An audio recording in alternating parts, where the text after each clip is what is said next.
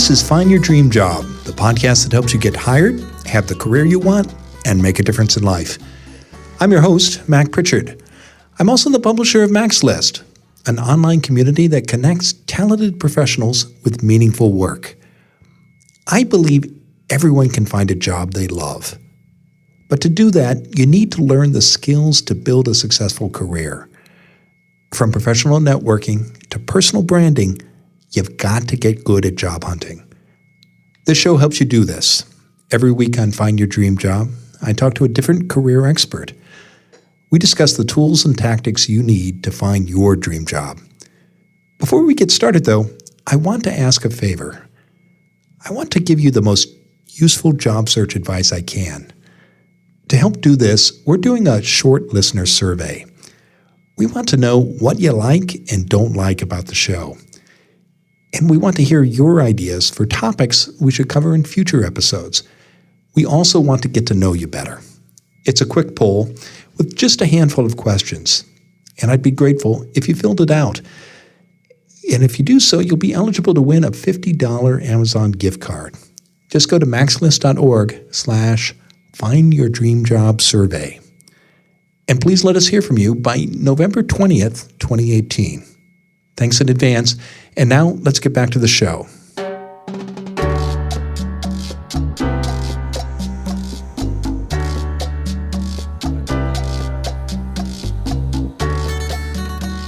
Our guest this week is Dr. C.K. Bray.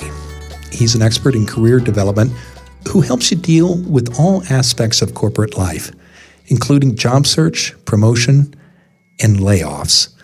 CK says many people he works with dread job interviews. And it's not surprising why. The importance of a job interview could make anyone feel anxious or pressured. But CK says you can not only manage these feelings, you can also take steps to stand out from other applicants. And you can even make the interviewer like you. First, says CK, you need to address the fear you may feel. After you deal with your own concerns, you can create ways to make yourself likable. And finally, he advises, you need to go into the interview with stories that show why you're the right person for the job. Want to learn more? Join me in the Max List studio as I talk with Dr. C.K. Bray about how to make yourself unforgettable in a job interview.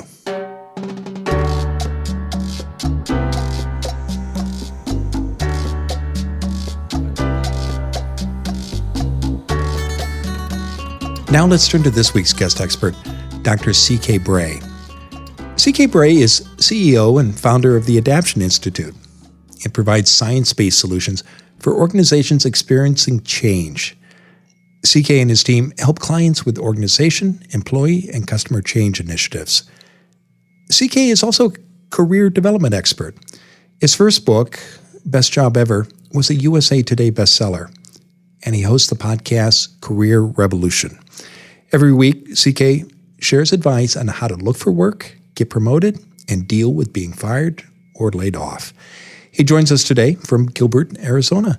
CK, thanks for being on the show. Hey, Mac. Thanks for having me today. Well, it's a pleasure. And our topic this week, as you know, is how to be unforgettable in a job interview. And obviously, we mean this in a positive way. You don't want to be that disastrous job interview that people are still talking about years later. And when you have written and spoken about this, CK, you recommend to do this, people need to think about a few factors: how to manage stress and fear, how to make themselves likable. And also, you talk about the importance of telling career stories that engage interviewers. Let's start with stress and fear, because I think those are common reactions when people are thinking about an interview and even when they're in the interview room, isn't it?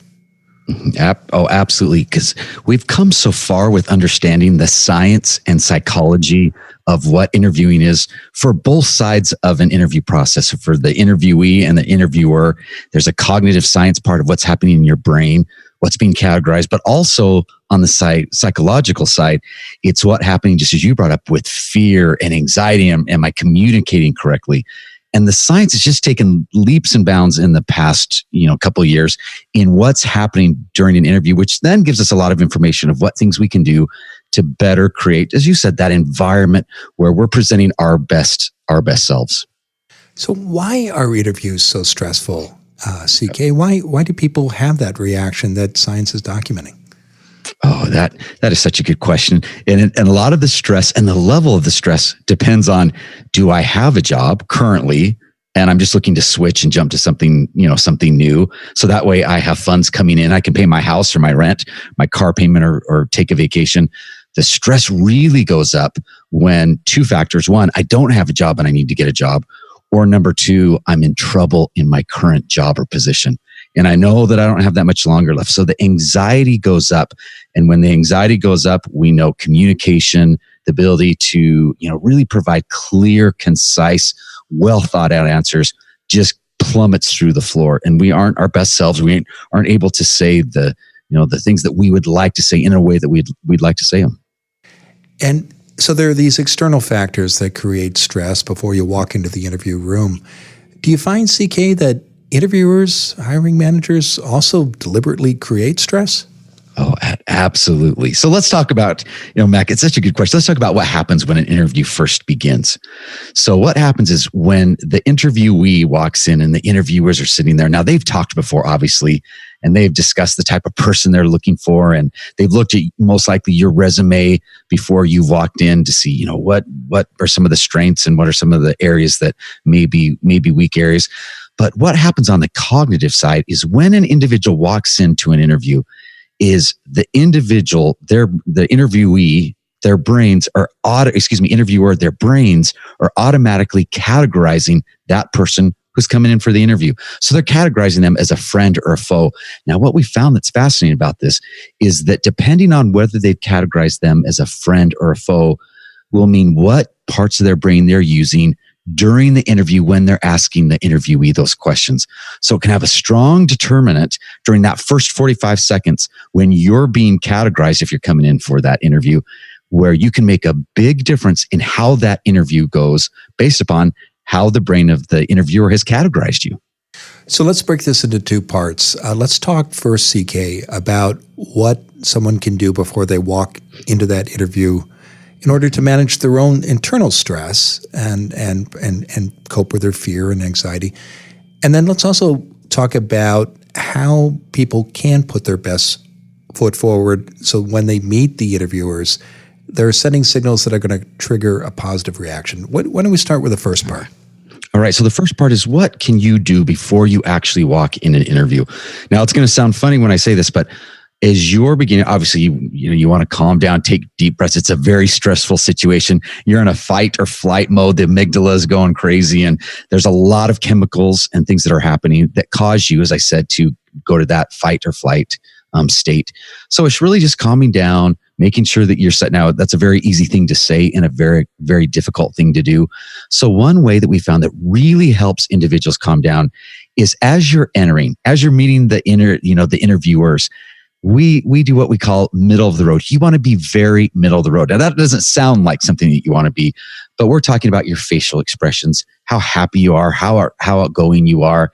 You want to be very polite. You want to be smiling, but you don't want to be too much of that because then it comes off fake or it looks like you're not being authentic.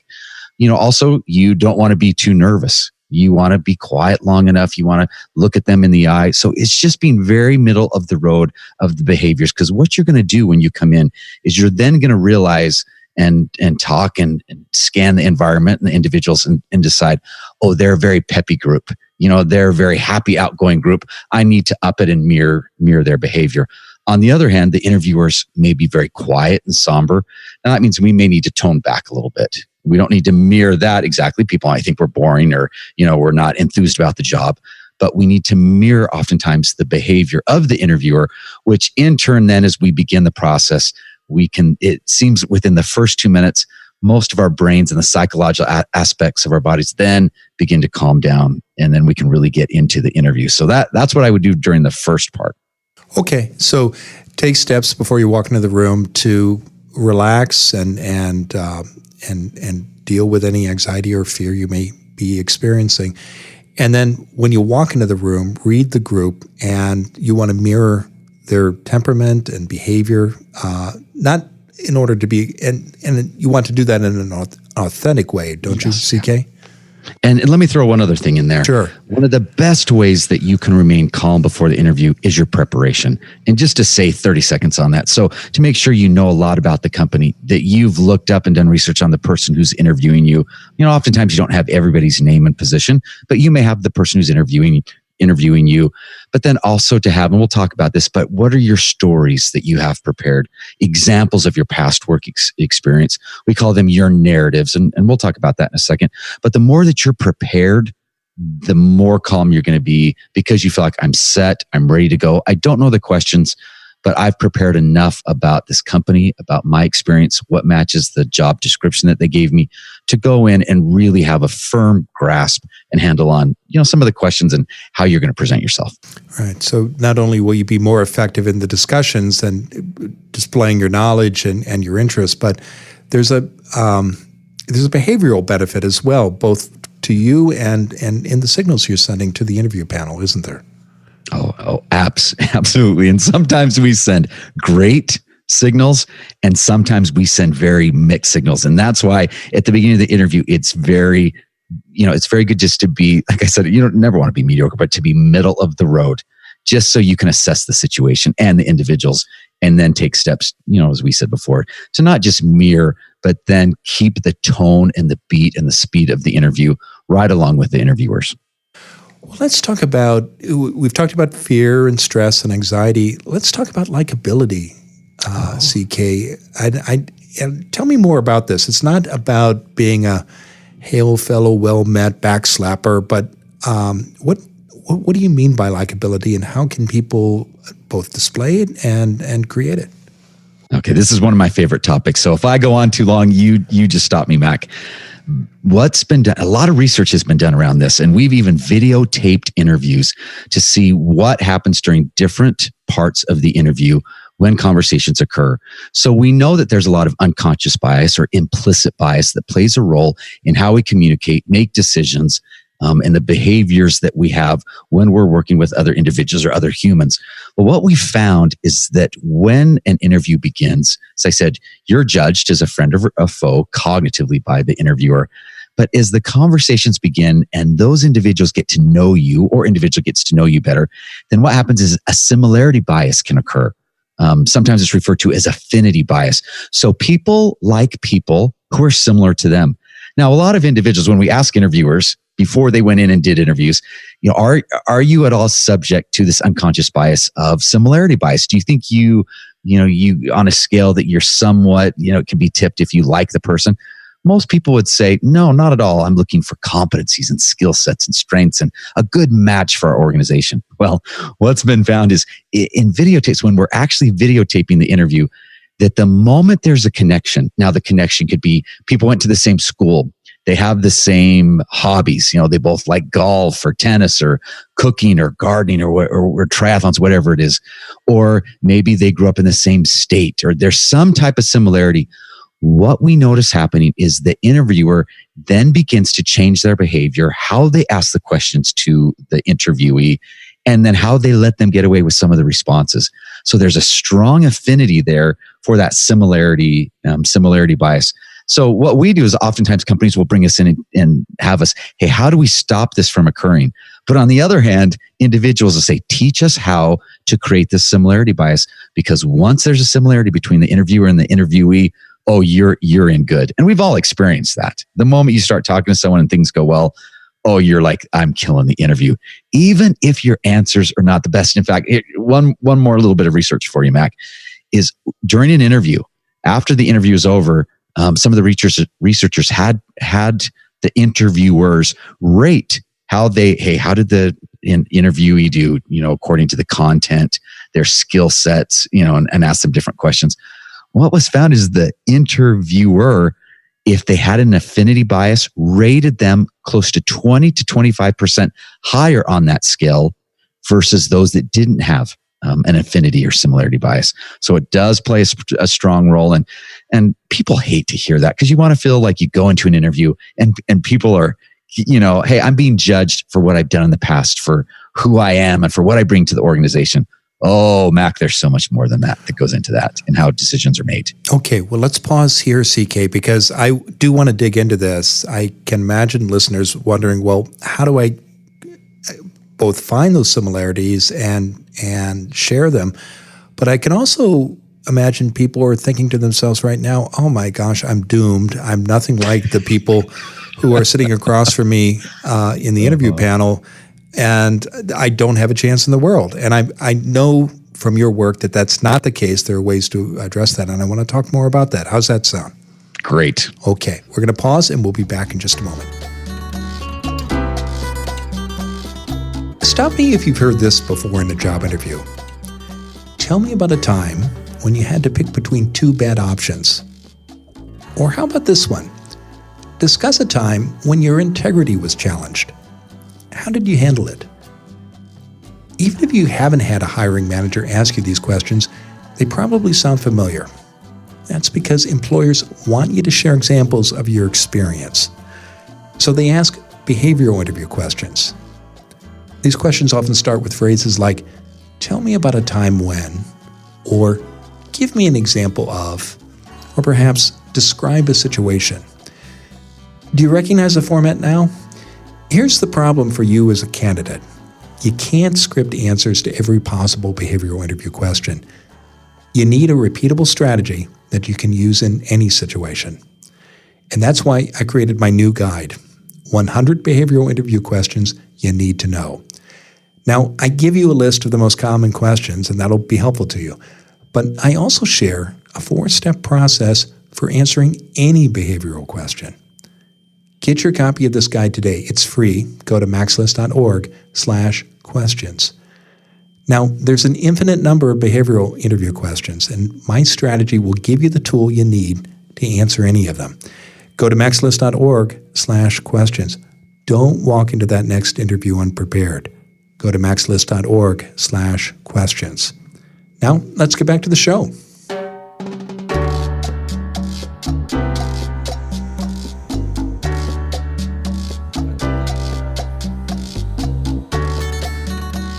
We're back at the MaxList studio, and our guest this week is Dr. C.K. Bray. He's the CEO and founder of the Adaption Institute. He also hosts the weekly podcast, Career Revolution. Now, C.K., our topic this week, of course, is how to be unforgettable in an interview, and we were talking about the research that you've done and examined on what you call similarity bias, what happens when you're a job candidate, you're sitting across the room from one or more interviewers, and the reaction that happens when people see that there are things that you have in common, and that can be both a plus and a minus, can it, CK? Absolutely. It's a plus if you get into the interview, and let's talk about what interviewees can do. The moment you walk in, as you begin to make connections with individuals, as you have this small talk of, how's the weather, or, how was your drive in, or thanks for waiting so much, that as you begin to have that conversation, obviously the brain is deciphering for those interviewers, hey, is this a friend or a foe? Is this someone who's possible? That you can create similarity bias by just even agreeing. People say it's a nice, beautiful day. Absolutely, it's a beautiful day. Now, to us, talking like this, it doesn't seem like it would make a difference. But people like to be assured. People like people to agree with what they're saying. So even in those first few minutes, you can set and begin that similarity bias. But once the interview begins, really what an interviewee can do is they can, they're asked questions. If the interviewer, the person asking the questions, ask any questions that, they can jump on and there's some type of similarity there. Oh, I've had that experience, or I worked at that organization, or I know that individual. They need to highlight that in their response and in their answer, because then what happens is it begins to build that bond between the two individuals. So let's talk about the kinds of similarities that candidates should look for. And I'm assuming that part of this, and you mentioned this in the first half of the show, is doing the homework, knowing who's going to be in the room if you can, finding out if you went to similar schools or share common hobbies, or perhaps you lived in the same part of the country at one time. And then, in addition to doing the homework before you walk into the room, what kind of questions or things can you do to to find those similarities before you begin the formal interview, or perhaps during the course of it? Okay, let's talk let's unpack that just kind of step by step. What are some of the best types of most influential, we should say, affinity bias that's there? The number one thing you can do is people. So if you know similar people, individuals who the person asking the questions, the interviewer, then you need to bring those individuals up. Now, hopefully they like you, and hopefully they're going to say something nice about you, because the moment you walk out of the interview, someone's going to text or call that individual and say, "Hey, what did you think of Dr. Bray? Do you know a little bit about what he's done for work or his experience?" So people is one of the strongest links to similarity bias. Now, another one is jobs. That would be in the top 5. Do we have similar experiences, in the same marketplace? Now, the third is experience. Now, experience being, like I said before, is it a hobby that you enjoy? Do you do something that's very similar? One of the best things is sporting teams. If you like the same sporting team and you see it up on the wall or something, and you can talk to that clearly, then it's a great similarity bias. So you want to bring those out. Now, let's tell you what that does, or share with you what that does is not only does it create the similarity bias, but it makes the individual very comfortable with you. Because what they're thinking is, if you like that and I like that, then you must be like me. And the more you can do, the more you're like me, and you must be like me, the better oftentimes the interview is going to go. Okay. Now, what about the people who are listening right now and thinking, well, I'm in the candidate's chair, I'm looking across the table, and those people don't look anything like me. They're a different gender, and I'm struggling to find something in common. What advice would you give? That's one of the hardest things, because as a person who's being interviewed, you don't know the background most of the time, the history, the job experience, the education of those people who are interviewing you. So now I often tell people, looks can be deceiving, meaning some people are really kind, they're really nice, they're really outgoing, but they feel like in an interview they have to be stern or somber, especially if they're managers in the room or some of their counterparts. So they may be playing a part. So just because they look serious and they don't look like they're involved in what you're saying, then it doesn't necessarily mean that the interview isn't going well. But one of the best ways that research has shown to bring and draw people out, and if there's anything that the listeners remember from this podcast, this is the one thing to remember. I've spent about 20 years studying this. It's the narrative. It's the stories that they bring. So oftentimes interviews, one of the biggest mistakes that the people who want the job make is that they tell experiences, but they don't tell a story. They don't link it to a story. Now, we know stories and narratives go back, just hundreds and hundreds of years. That's how oftentimes history was passed down through stories. So there's something in the human brain that loves stories. That's why we read books. That's why we love going to movies, is because we love the story. So as people prep and prepare for their interviews, one thing that I not just caution, but just heed you to really practice is make sure you have a story around it. Now, a lot of people use, and you've heard this before, like the STAR format, the situation, the task, the action and result. But what I often say is create a story around it that is brief, that's concise, that doesn't go on too long. That's one of the deaths of people who tell too much of a story, is it goes on too long.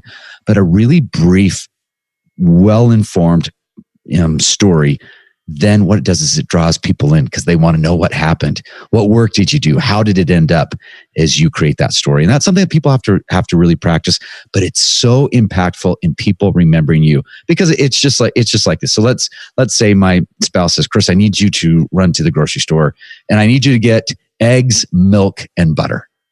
Then when we get to number 4, the whole family's going to scream out, "You better text Dad, or he's never going to remember." Right. But here's the difference. So if my wife then says, "Oh, Chris, we're making cookies. Oh, we're going to make delicious chocolate chip cookies. We need to take some to the neighbor. We're going to have some for dessert tonight. So make sure that you get the eggs, milk, and butter for the cookies." Now think about this. My memory, just even my short-term memory, is going to remember those 3 things because it's a story. We're doing something. It's cookies. There's a reward at the end. There's just a much different experience for the brain, for the emotions of the interviewer that comes through those stories. And it moves people and helps people remember you.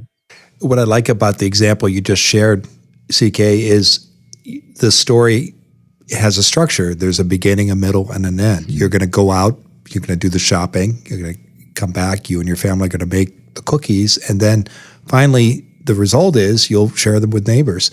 What structure do you think people, particularly job candidates, should follow when they're sitting in that interview room and they have to tell a career story? Well, let's put a time frame around it. It shouldn't last anything more than, I might say, a minute to 2 minutes. It needs to be very short. Now, if they're being asked questions, obviously it will go on a bit longer. But what needs to happen, much as I said, is you need to have, and I love how you said it, a beginning, middle, and end, meaning you need to explain the situation. What is the situation so that you can give them the background of the story? Then some of the things that you did. What were some of the actions that you took? Some of the barriers or some of the, the action items that you had to take to make this project or, the work successful. And then what you need to do is you need to really talk about the result and how it affected you. So you're giving information, you're letting people know in the interview, and they're jotting down notes, and it's giving them information. But then what you're doing is you're attaching the human element on it with, here's the result and here's how it affected me. Here's what I learned, and it was difficult, and I learned things about myself. And the more human you can make it and the more authentic the story, then the better the story's going to be. Now, we want to be careful. We want to be in the middle again. We don't want to be where, we're winning the lottery and we're so excited, that we're thrilled and we're on the edge of our chairs, but yet we don't want to make it too somber of a story. You don't want people to leave, with tears in their eyes and need a Kleenex. You want it right in the middle that has ups and downs. Here's some of the great points of what happened. Here were some of the hard times, and here's what it meant to me. And those stories, people remember them for the 2 to 3 weeks that you need them to remember those stories, so they remember you. Agreed. And just a tactical suggestion, I love the structure that you shared. When people want to talk about the result, one thing I've seen candidates do effectively is say, when they want to sum up the result, they'll use the sentence, "I tell you this story because." And that's great. Yeah, and it also helps kind of the speaker, I think, manage their time too, because they realize I expect that they've got to wrap it up. That's a cue, because that is the one thing I warn people about over and over is make sure the story is concise and to the point, because you'll lose people if it goes on too long. They'll get bored, just like a bad movie. Even a bad trailer. Trailers are 2 minutes long. If it's a bad trailer, all of a sudden you're picking up the phone, you're talking to the person you went to the movie with. So it has to be short, concise, to the point, and impactful. Okay. There's one more question I want to ask you, but again, I think you've done a great job of laying this out. Pay attention to your fears and anxieties, manage them, and before you walk in the room, but in part by doing your homework, but also by paying attention to your behavior when you enter that interview room, and then pay attention to what you can do to create, I know what you call formally similarity bias, those common connections that will lead to likability, and then have that story ready. I also know, CK, that you think it's important for the candidate to walk into the room with some questions too. Tell me more about why that's important. The questions at the end, it's really the bow to the end of the interviewer. So a lot of people will look at, a lot of interviewers or organizations will look not so much at the answers, like when the interviewee begins to ask those questions, but they want to see the content of the questions. Did they research us? Do they know the business that we're doing? Do we know a lot about the position? So they're judging you on those questions. So you have to have some really well thought out, well researched questions. Now, oftentimes the number I give people is you don't need any more than 5. You'll probably be allowed to ask 2 or 3 questions. So some really good questions that show you've done your homework, but that you really want to know. You really want to know these questions, because the authenticity of asking questions that you want to know more about the position. I tell people to be very careful about playing the questions such as, what do you do for individuals who are top performers? Now, that may be a question that you ask further down the line in the interview process, not something you want to ask initially. You want to know more about the position, about the organization, the culture, where's the organization going? What's the market like? So really think out those questions. Now, remember too, that they're more high level questions. The longer you go and the more interviews you have, then those questions begin to come down and you get in the grassroots of it, and you get, really get in the weeds of what you really need to know about the job. What does it pay? What's the vacation? What types of things here? And when people ask those questions at the very first interview, I always just kind of shake my head and say, no, let's start high. Let's inform you about the organization and your team that you'd be working with before we get into the you part of it. Okay. Excellent advice. Now, tell us, CK, what's next for you? Oh, we're always trying to expand and grow, right? That's what we're doing, Mac. Lots of great things on the horizon. So we have the current, podcast, which is the Career Revolution with Dr. CK Bray. We are starting a new, and I'm going to say January 1st of 2019 is a new podcast called Spark of Genius. Now, the difference between the two is the podcast we have now, I don't interview. I just provide information about careers and life and put some science in there as well. What the Spark of Genius is we're bringing in individuals from all walks of life, and we're asking them questions not only about what they've accomplished, what they do, but how they got there. So Mac, I want to bring you on for sure. Is we want to know how you've reached where you're at, how you've been successful, and the difference that you're making, and what's some purpose behind it. But we want to know how you got there. It seems that we don't get a lot of information out there, or what's the path that you took to end up where you are now? Because oftentimes we look at all of these individuals throughout, our country and the world, and we see the end result of their success, but we don't see the journey that probably wasn't so smooth sailing as we think it was. So lots of fun stuff ahead. Well, I'm looking forward to hearing the new show. I do encourage listeners to check out your current show, which I know you're still producing. I've found it to be very valuable, and there's a lot of good stuff there. So I know Spark of Genius will be just as good. Now, people can learn more about your podcast, your book, and your work by visiting your websites. There are two. The first one is it's DRCK Bray, that's BRAY.com, Dr. CK Bray. And then the second one is adaptioninstitute.com. We'll include those links to both sites in the show notes and in the article on the website about this episode. CK, thanks for being on the show today. Oh, thanks for having me. It's great to catch up with you and great to talk with you. It's been a pleasure, and I look forward to staying in touch. Take care. Thanks so much.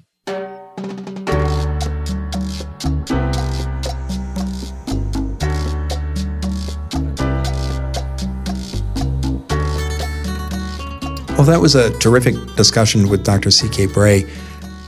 One message that came through loud and clear for me was the importance of preparation.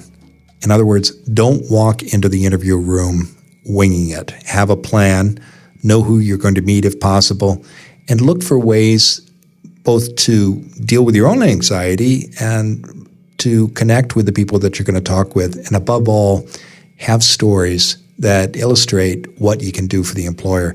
I love the way CK took a shopping list for a cookie and turned it into a story with a beginning, a middle, and an end. It's very powerful, and I hope that you'll consider doing that as well. And also, before your next interview, make sure you do the preparation. And our new guide, 100 Behavioral Interview Questions You Need to Know, will help you get ready. You can't prepare for every behavioral interview question, but there is a formula you can use to craft a great response and connect with the interviewers. So get your guide today. It's maxlist.org/questions. Thanks again for listening to this episode of Find Your Dream Job, and join us next Wednesday. Our special guest will be Maren Roberts Huntley. She'll explain how to nail your first impression. Until next time, thanks for letting us help you find your dream job.